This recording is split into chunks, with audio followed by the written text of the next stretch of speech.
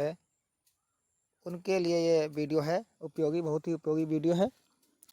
जो बच्चे जुड़े हुए हैं सेशन से वो इस सेशन को अपने अदर फ्रेंड्स में शेयर कर दें ताकि वो भी जुड़कर इस वीडियो का लाभ उठा सकें।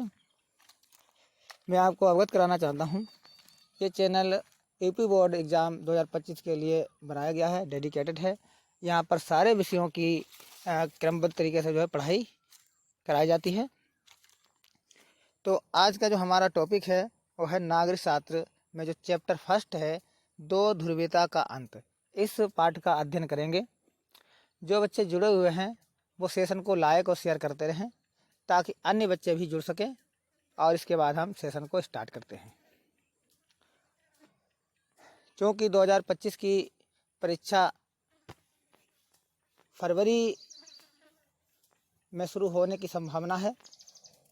फरवरी के सेकेंड या लास्ट वीक में जो है शुरू होने की संभावना जो है माध्यमिक शिक्षा परिषद के द्वारा सर्कुलर जो जारी किया है उसमें बताया गया है। तो अगर आप अभी से नियमित तरीके से पढ़ाई और कंटिन्यू करेंगे टाइम टेबल के अनुसार, शेड्यूल के अनुसार, तो आप अपना कोर्स परीक्षा से पहले ही पूर्ण कर चुके होंगे। तो आपकी परीक्षा में सहयोग करने के लिए हमारी टीम के द्वारा काफ़ी प्रयास किया जा रहा है। आपको बेहतर से बेहतर कंटेक्ट प्रदान किया जाए, इसके लिए हम प्रयासरत हैं। तो इसी श्रृंखला में आज मैं काफ़ी डिमांड के बाद काफ़ी कमेंट आए थे कि नागरिक शास्त्र का वीडियो नहीं आ रहा है। तो आपके कमेंट को देखते हुए मैंने नागरिक शास्त्र का वीडियो जो है लेक्चर एक दिया है, और ये लेक्चर अब आपको कंटिन्यू मिलता रहेगा। हफ्ते में कम से कम 2 बार आपको नागरिक शास्त्र के 2 वीडियो मिल जाया करेंगे। तो आइए शुरू करते हैं आज का सेशन। जैसा कि पाठ पहला चैप्टर दिया गया है, दो ध्रुवीयता का अंत। तो ये दो ध्रुवीयता क्या है, आइए इसको पहले पढ़ते हैं, इसके बाद जो है हम आगे सेशन को कंटिन्यू करते हैं। थोड़ा यहाँ पर परिचय दिया गया है। क्या है परिचय, इस परिचय को जानते हैं तभी हम इस पाठ को विधिवत तरह से समझ सकते हैं। कि शीत युद्ध के सबसे सरगर्म दौर में, यानी उसमें शीत युद्ध चल रहा था अमेरिका और संयुक्त सोवियत संघ रूस के बीच में। तो शीत युद्ध के सबसे सरगर्म दौर में बर्लिन दीवार खड़ी की गई थी। जो बर्लिन था वहाँ पर एक दीवार खड़ी की गई थी, और यह दीवार शीत युद्ध का सबसे बड़ा प्रतीक थी। यानी शीत युद्ध, इस दीवार को देखकर जो शीत युद्ध की याद आती थी, और यह शीत युद्ध इसी दीवार के कारण जो है शुरू हुआ था। बात है 1989 में पूर्वी जर्मनी की आम जनता ने इस दीवार को गिरा दिया था। 1989 में जो पूर्वी जर्मनी था वहाँ की जनता ने इस बर्लिन दीवार को जो है गिरा दिया था। इस नाटकीय घटना के बाद और भी नाटकीय तथा ऐतिहासिक घटनाक्रम सामने आया। इसकी परिणति दूसरी दुनिया के पतन और शीत युद्ध की समाप्ति में हुई है।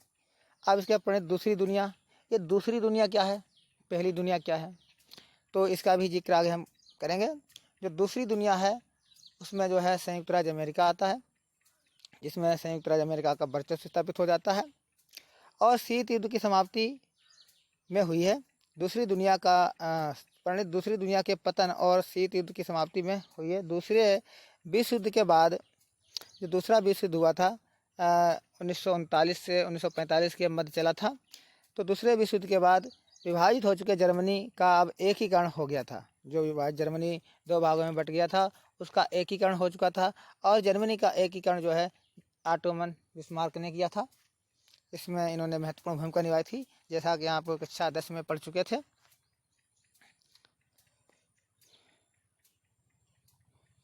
सोवियत संघ के खेमे में शामिल सोवियत संघ के खेमे में या संघ में शामिल पूर्वी यूरोप के 8 देशों ने एक एक करके जनता के प्रदर्शन को देखकर अपने साम्यवादी शासन को बदल डाला, और शीत युद्ध के अंत के समय सोवियत संघ को यह सब चुपचाप देखते रहना पड़ा।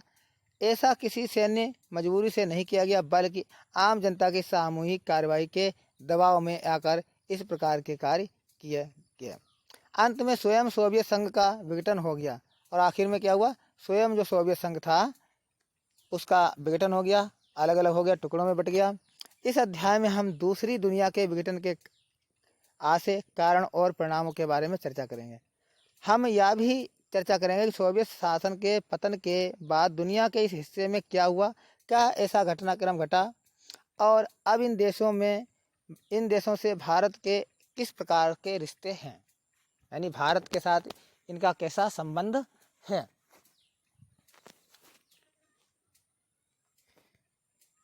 आप देखिए, चित्र के माध्यम से दिखाने का प्रयास किया गया है।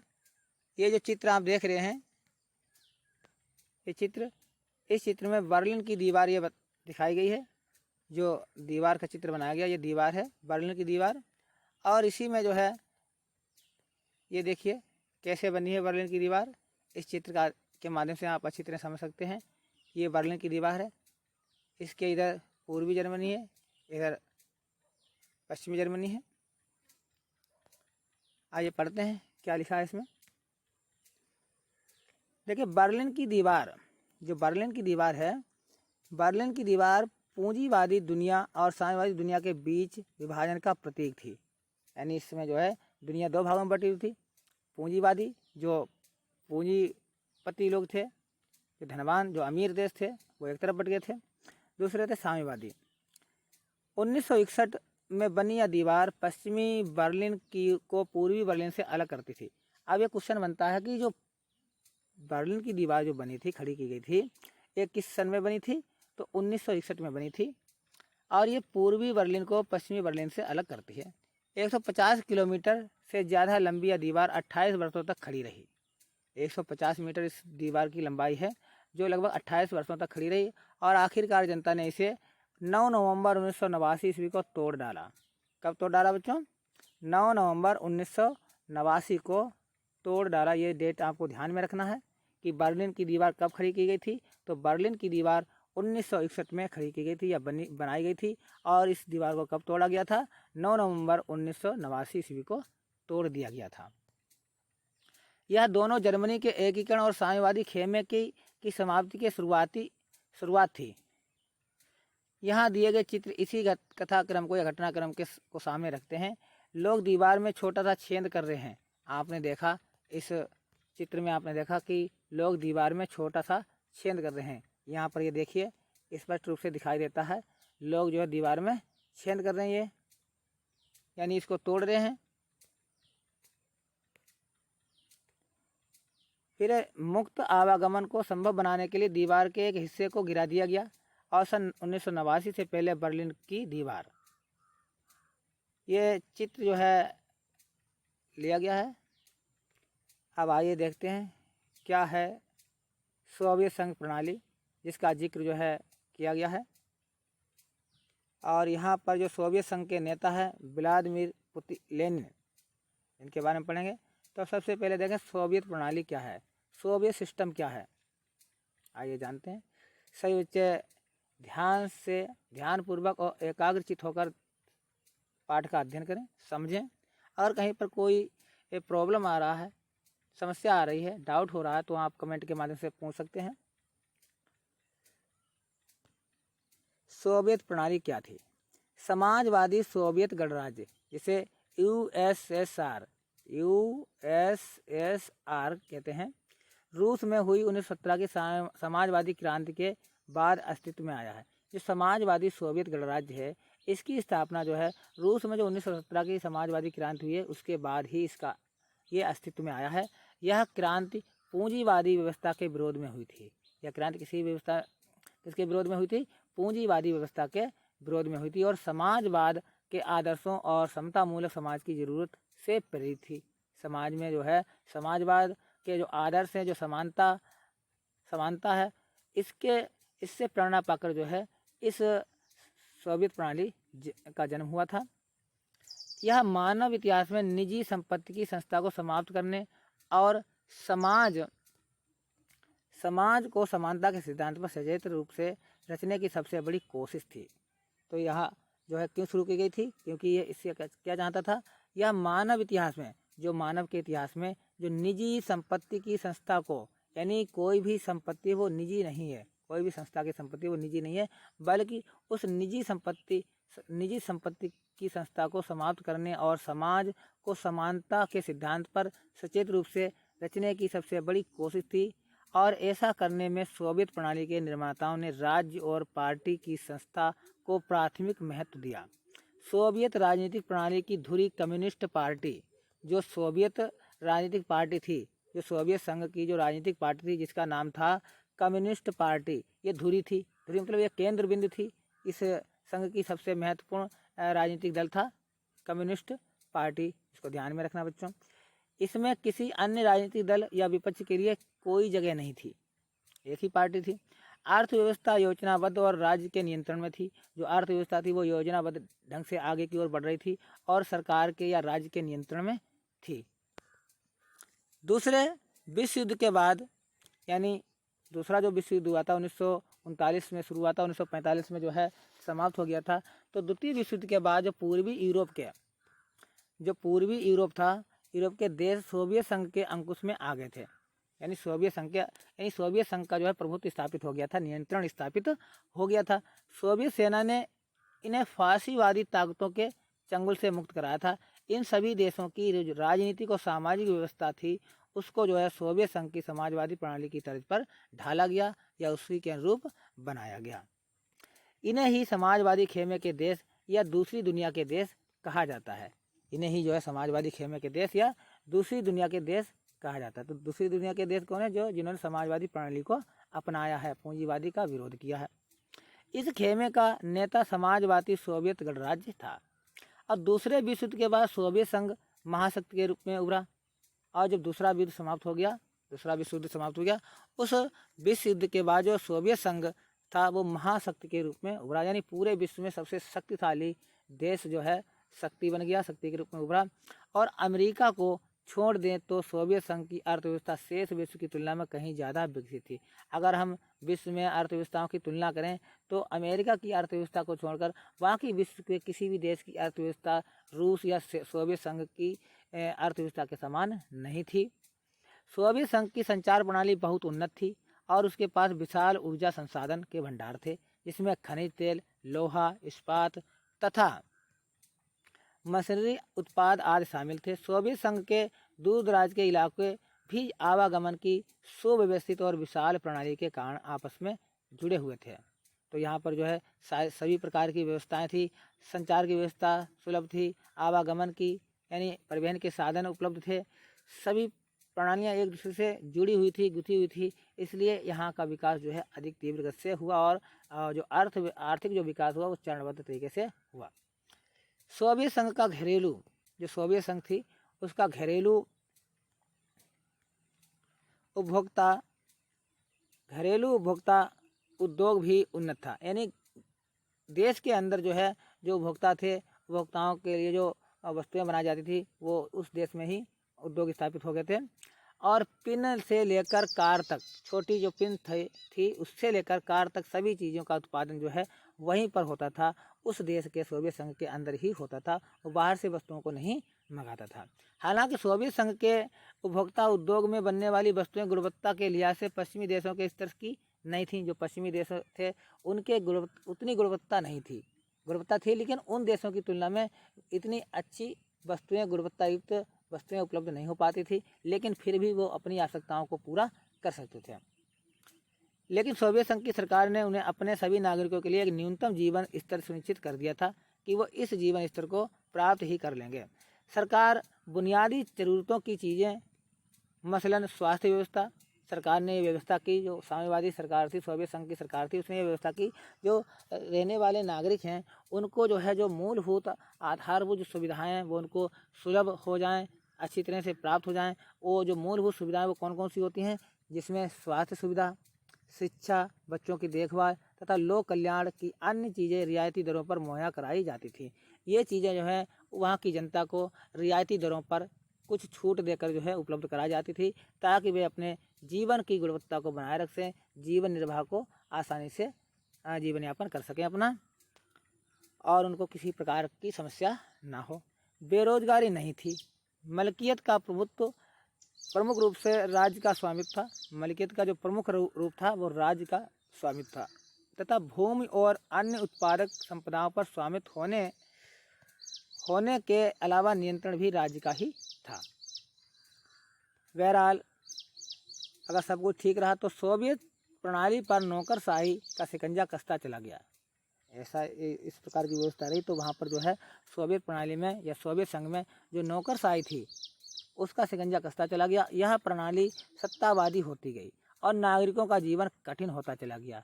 भाई जब नौकरशाही आ गई तो वहाँ पर जो है जनता का कोई विशेष ख्याल नहीं रखा गया, जिससे जनता के सामने विभिन्न प्रकार की समस्याएं, वहाँ के नागरिकों के जीवन में अनेक प्रकार की समस्याएं उत्पन्न होने लगीं और लोकतंत्र और अभिव्यक्ति की आज़ादी नहीं होने के कारण लोग अपनी असहमति अक्सर चुटकुलों और कार्टूनों में व्यक्त करते थे।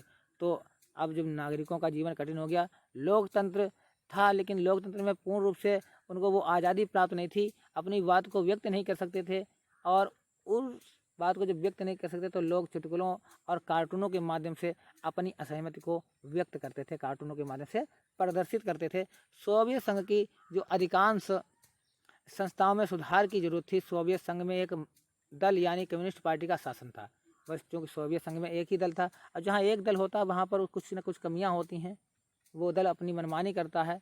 ठीक है, एक तरह से वहाँ पर जो है राजतंत्र का शासन होता है और राजतंत्र कैसा होता है ये आपने कक्षा 10 और 9th में भली भांति पढ़ा है। और इस दल का सभी संस्थाओं पर गहरा अंकुश था, पूरा नियंत्रण रहता था। यह दल जनता के प्रति जवाबदेह नहीं था। जनता की इसके द्वारा जो भी कानून लागू किए जाते थे उससे जनता की भलाई होगी या नहीं होगी ये इसके लिए रिस्पॉन्सिबल नहीं था, उत्तरदायी नहीं था।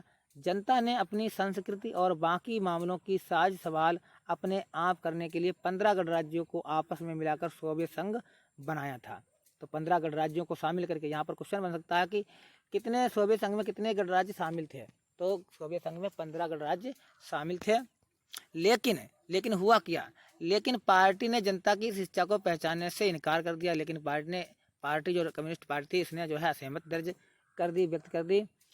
और हालांकि सोवियत संघ के नक्शे में रूस संघ के 15 गणराज्यों में से एक था। जो सोवियत संघ के नक्शे में जो रूस था उस संघ के जो 15 गणराज्य थे उनमें से रूस भी एक शामिल था। लेकिन वास्तव में रूस का हर मामले में प्रभुत्व था, हर क्षेत्र में रूस का प्रभुत्व था। रूस जो चाहता था वो कर सकता था। अन्य क्षेत्रों की जनता अक्सर उपेक्षित और दमित महसूस करती थी। रूस के अलावा जितने भी अन्य 14 गणराज्य थे वहाँ की जनता जो है उपेक्षित, अपने को उपेक्षित मानती थी, दमित महसूस करती थी, अपनी भावनाओं को व्यक्त नहीं कर सकती थी, उनकी इच्छाओं को दबा दिया जाता था, उनको कोई महत्व नहीं दिया जाता था। तो ये इस प्रकार से जो है रूस में सोवियत संघ में इस प्रकार की व्यवस्था उत्पन्न हुई। फिर क्या हुआ, फिर इसी क्रम में जो है हथियारों की होड़ में सोवियत संघ ने समय समय पर अमेरिका को बराबर की टक्कर दी। भाई दोनों उसमें दोनों शक्तियाँ महान थीं, सभी दोनों जो है एक दूसरे से बढ़कर अपना प्रभुत्व स्थापित करना चाहते थे, होड़ लगी थी। तो सभी दोनों शक्तियाँ यानी सोवियत संघ और संयुक्त राज्य अमेरिका ये दोनों जो है हथियारों की होड़ में एक दूसरे की बराबरी करने लगे थे। लेकिन उसे सबसे उसकी भारी कीमत चुकानी पड़ी। सोवियत संघ को जो है उसकी जो है भारी कीमत चुकानी पड़ी। सोवियत संघ प्रौद्योगिकी और जो सोवियत संघ है वो तकनीकी या प्रौद्योगिकी जिसे हम कहते हैं और बुनियादी ढांचे जैसे मसलन परिवहन और ऊर्जा, जो बुनियादी ढांचे हैं, जो आधारभूत ढांचे हैं जिन पर देश की अर्थव्यवस्था निर्भर करती है, वे इनके मामले में पश्चिमी देशों की तुलना में पीछे रह गया। सोवियत संघ जो है इस मामले में पीछे रह गया। लेकिन सबसे बड़ी बात यह थी कि सोवियत संघ अपने नागरिकों की राजनीतिक और आर्थिक आकांक्षाओं को पूरा नहीं कर सका। जो सोवियत संघ था तो वहाँ के जो नागरिक थे उनकी जो आर्थिक और राजनीतिक आकांक्षाएं थी, जो इच्छाएं थीं, वो सोवियत संघ जो है पूरा नहीं कर सका, उनकी इच्छाएं पूरी नहीं हो सकी। और सोवियत संघ ने 1979 ईस्वी में अफगानिस्तान में हस्तक्षेप किया। अब सोवियत संघ ने क्या किया बच्चों, सोवियत संघ ने उसी समय जो है अफगानिस्तान में हस्तक्षेप किया। यानी अफगानिस्तान का युद्ध जो चल रहा था उसमें सोवियत संघ ने जो है अफगानिस्तान की सहायता की थी। किस वर्ष की थी, 1979 ईस्वी में। इससे सोवियत संघ की जो व्यवस्था यानी जो आर्थिक व्यवस्था थी वो और भी कमज़ोर हो गई। जब सोवियत संघ ने जो है अफगानिस्तान के युद्ध में सहायता की, मदद की, तो सोवियत संघ की जो आर्थिक व्यवस्था थी वो चरमरा गई, ठीक है, कमज़ोर हो गई। और हालांकि सोवियत संघ में लोगों का पारिश्रमिक लगातार बढ़ा, यानी लोगों की जो मजदूरी थी वो लगातार बढ़ रही थी, लेकिन उत्पादकता और प्रौद्योगिकी के मामले में वह पश्चिमी देशों से बहुत पीछे छूट गया था। लेकिन जो उत्पादकता थी, पारिश्रमिक तो बढ़ रहा था, मजदूरी तो बढ़ रही थी, लेकिन वहाँ की जो उत्पादकता थी, जो लोगों के उत्पादन करने की क्षमता थी, जो तकनीक थी, वो पश्चिमी देशों की तुलना में कम थी। उत्पादन उतना नहीं हो रहा था जितना कि पारिश्रमिक दरों में वृद्धि हो रही थी, और तकनीकी भी उतनी अच्छी नहीं थी। इससे जो है हर तरह के उपभोक्ता, अब प्रत्येक तरह के उपभोक्ता कौन कौन से उपभोक्ता, वस्तु की कमी हो गई थी। तो हर तरह के वस्तु जब उत्पादन नहीं होगा, जब उत्पादन इतना नहीं हो पाएगा जितने की डिमांड है, मांग होती है, तो वस्तु की कमी हो जाएगी। और जब वस्तु की कमी हो जाएगी तो कीमतें आसमान को छूएंगी, कीमतें जो है अधिक ऊंची हो जाएंगी। तो खाद्यान्न का आयात साल दर साल जो है बढ़ता गया। जो खाद्यान्न का आयात था, जो खाद्यान्न मंगाया जाता था, वो उनकी जो है दर बढ़ गई। और जो उत्पादन नहीं होगा तो हमें विदेशों से मंगाना पड़ेगा। तो वही दशा स्थिति जो है सोवियत संघ की हो गई थी। और सन 1970 के दशक के अंतिम वर्षों में यह व्यवस्था लड़खड़ा रही थी और अंततः ठहर सी गई। यहाँ की अर्थव्यवस्था जो है निस्तेज हो गई, स्थिर हो गई, उसमें कोई बदलाव नहीं हुए, ज्यों की त्यों बनी रही। अब इसी समय क्या हुआ, गोर्बाचेव और सोवियत संघ का विघटन। इसी समय जो है गोर्बाचेव आए, मिखाइल गोर्बाचेव आए। उन्होंने भी इस सोवियत संघ में कुछ ऐसे कारनामे किए जिसके कारण इसका विघटन हो गया। आइए जानते हैं, समझते हैं, इसके माध्यम से हम समझने का प्रयास करते हैं कौन है गोर्बाचेव और इन्होंने सोवियत संघ में क्या भूमिका निभाई है। मिखाइल गोर्बाचेव ने इस व्यवस्था को सुधारना चाहा था। जो व्यवस्था जो चली आ रही थी, जो आर्थिक राजनीतिक अस्थिरता थी, जो उत्पादन में कमी हो रही थी, इस व्यवस्था को सुधारने के लिए गोर्बाचेव जो है आगे बढ़े, अग्रणी भूमिका इन्होंने निभाई। और वे 1980 के दशक के मध्य में सोवियत संघ की कम्युनिस्ट पार्टी के महासचिव भी बने। जो यहाँ की जो पार्टी थी, महासचिव बने, यानी पार्टी में इनका एक प्रमुख स्थान हो गया। और जब प्रमुख स्थान हो गया तो इनकी चलने लगी, तो इनकी जो है उस पार्टी में जो है उनका वर्चस्व स्थापित हो गया। आप सब उनकी बात मानने लगे। तो पश्चिमी देशों में सूचना और प्रौद्योगिकी के क्षेत्र में क्रांति हो रही थी। जो पश्चिमी देश थे उनमें सूचना यानी जानकारी, सूचना और इंफॉर्मेशन और टेक्नोलॉजी के क्षेत्र में क्रांति हो रही थी। और सोवियत संघ को इसकी बराबरी में लाने के लिए सुधार जरूरी हो गए थे। ये गोर्बाचेव ने सोचा, समझा और इस पर निर्णय लिया कि हमें जो है पश्चिमी देशों की तुलना में और आगे बढ़ना चाहिए, हमें तकनीकी क्षेत्र में जो है सुधार करना चाहिए। गोर्बाचेव ने पश्चिम के देशों के साथ संबंधों को सामान्य बनाने और सोवियत संघ को लोकतांत्रिक रूप देने और वहाँ सुधार करने का फैसला किया।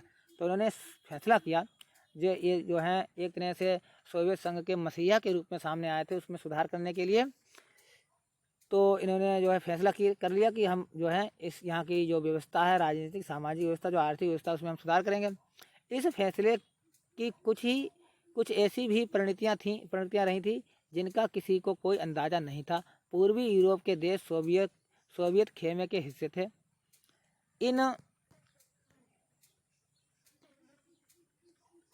इन देशों की जनता ने अपनी सरकारों और सोवियत नियंत्रण का विरोध करना शुरू कर दिया। देशों की जनता ने जो है अपनी सरकारों और सोवियत नियंत्रण का विरोध करना शुरू कर दिया। गोर्बाचेव के शासक रहते सोवियत संघ ने ऐसी गड़बड़ियों में उस तरह का हस्तक्षेप नहीं किया जैसा कि अतीत में होता था, यानी इससे पहले के शासन में होता था, वैसा गोर्बाचेव ने उसमें हस्तक्षेप नहीं किया। पूर्वी यूरोप की साम्यवादी सरकारें एक के बाद एक गिर गईं। जो पूर्वी यूरोप था वहाँ पर जो साम्यवादी सरकारें थी वो एक के बाद धड़ाधड़ गिरती चली जा रही थी। विभिन्न देशों की सरकारें गिरती चली जा रही थीं। और सोवियत संघ के बाहर हो रहे इन परिवर्तनों के साथ साथ अंदर भी संकट गहराता जा रहा था। और सोवियत संघ के भी जो बाहर की परिस्थितियाँ इस प्रकार से बदल रही थी, तो उस देश के अंदर भी जो है ये परिस्थितियों में परिवर्तन हो रहा था। और इससे सोवियत संघ के विघटन की गति और तेज हो गई और सोवियत संघ जो है वो विघटित होने लगा, अर्थात वो भी बटने लगा कई भागों में। गोर्बाचेव ने देश के अंदर आर्थिक और राजनीतिक सुधार और लोकतंत्रीकरण की नीति चलाई। तो उन्होंने सोचा कि अब हम देश का आर्थिक सुधार किस प्रकार से करें, राजनीतिक सुधार किस प्रकार से करें और लोकतंत्र को किस प्रकार से बचाएं, इसके लिए इसने जो है बड़े स्तर पर सुधार करने शुरू कर दिए गोर्बाचेव ने, और इन सुधार नीतियों का कम्युनिस्ट पार्टी के नेताओं द्वारा विरोध किया गया। भाई वो नहीं चाहते थे कि इनमें सुधार हो और हमारी शक्ति कमज़ोर हो, जनता का कल्याण हो। तो जो कम्युनिस्ट पार्टी थी उनके जो मुख्य नेता थे उन्होंने इसका विरोध किया। गोर्बाचेव सुधार कर रहे थे लेकिन इन नेताओं ने उसका विरोध कर दिया। तो 1991 में तख्ता पलट भी हुआ, यानी 1991 में जो है जो सोवियत संघ था उसका विघटन हो गया, वो कई टुकड़े में बट गया 1991 में, और कम्युनिस्ट पार्टी से जुड़े गर्मपंथियों ने इसे बढ़ावा दिया, इसको जो है विघटन को बढ़ावा दिया। तब तक जनता को स्वतंत्रता का स्वाद मिल चुका था, जनता को आज़ादी का स्वाद मिल चुका था, और वे कम्युनिस्ट पार्टी के पुरानी रंगत वाले शासन में नहीं जाना चाहते थे। येल्त्सिन ने इस तख्ता पलट के विरोध में महत्वपूर्ण भूमिका निभाई और वे नायक की तरह उभरे। वहाँ के एक क्रांतिकारी थे येल्त्सिन, इन्होंने इस तख्ता पलट में यानी इस विरोध में जो है अपनी महत्वपूर्ण भूमिका निभाई थी, जिसके कारण वहाँ की जनता जो है आज़ादी में सांस ले पाई।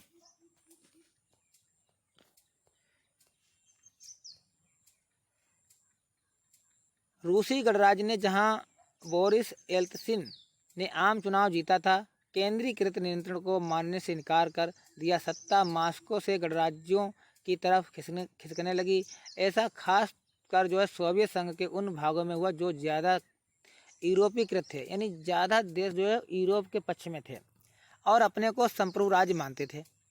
आश्चर्यजनक तौर पर मध्य एशियाई गणराज्यों ने अपने लिए स्वतंत्रता की मांग नहीं की। जो मध्य एशियाई गणराज्य थे उन्होंने अपने लिए आज़ादी की मांग नहीं की, वे सोवियत संघ के साथ ही रहना चाहते थे, सोवियत संघ के साथ ही रहना पसंद करते थे। सन 1991 के दिसंबर में येल्त्सिन के नेतृत्व में सोवियत संघ के तीन बड़े गणराज्य, जो तीन बड़े गणराज्य थे, जो बड़े देश थे, इसमें रूस आता है,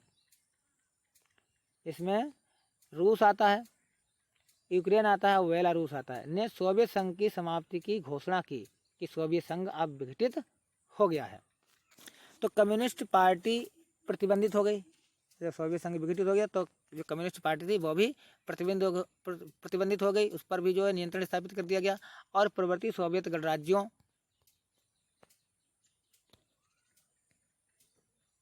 ने पूंजीवादी और लोकतंत्र को अपना आधार बनाया। पूंजीवादी और लोकतंत्र को आधार बनाया। जब उसका विघटन हो गया तो विघटन के बाद जो है दो प्रकार की अर्थव्यवस्थाओं का जन्म हुआ, एक पूंजीवादी अर्थव्यवस्था और दूसरा लोकतांत्रिक अर्थव्यवस्था, यानी दो तरह के जो है वादों के आधार पर वहाँ पर सभ्यताओं इनका जन्म हुआ। और साम्यवादी सोवियत गणराज्य के विघटन की घोषणा और राज्यों के राष्ट्रकुल, जिसे हम कॉमनवेल्थ ऑफ इंडिपेंडेंस स्टेटस का गठन बाकी गणराज्यों खासकर मध्य एशियाई गणराज्य के लिए बहुत आश्चर्यचकित करने वाला था। ये गणराज्य अभी स्वतंत्र राज्यों के राष्ट्रकुल से बाहर थे, यानी जो अभी स्वतंत्र नहीं हुए थे राज्य वे इसमें शामिल थे जहाँ पर ब्रिटिश शासन था। इस मुद्दे को तुरंत हल कर लिया गया, इन्हें राष्ट्रकुल का संस्थापक सदस्य बनाया गया। रूस को सोवियत संघ का उत्तराधिकारी राज्य स्वीकार किया गया। रूस को जो है सोवियत संघ का उत्तराधिकारी, सोवियत संघ समाप्त के बाद अब रूस को ही प्रथम स्थान दिया गया। रूस को सुरक्षा परिषद में सोवियत संघ की सीट मिली। सोवियत संघ ने जो अंतर्राष्ट्रीय करार और संधियां की थी उन सबको निभाने की जो जिम्मेदारी थी वो रूस को ही मिल गई थी। सोवियत संघ के विघटन के बाद के समय में पूर्ववर्ती गणराज्यों के बीच एकमात्र परमाणु शक्ति संपन्न देश, एकमात्र जो है परमाणु संपन्न देश केवल रूस ही को दर्जा मिला था।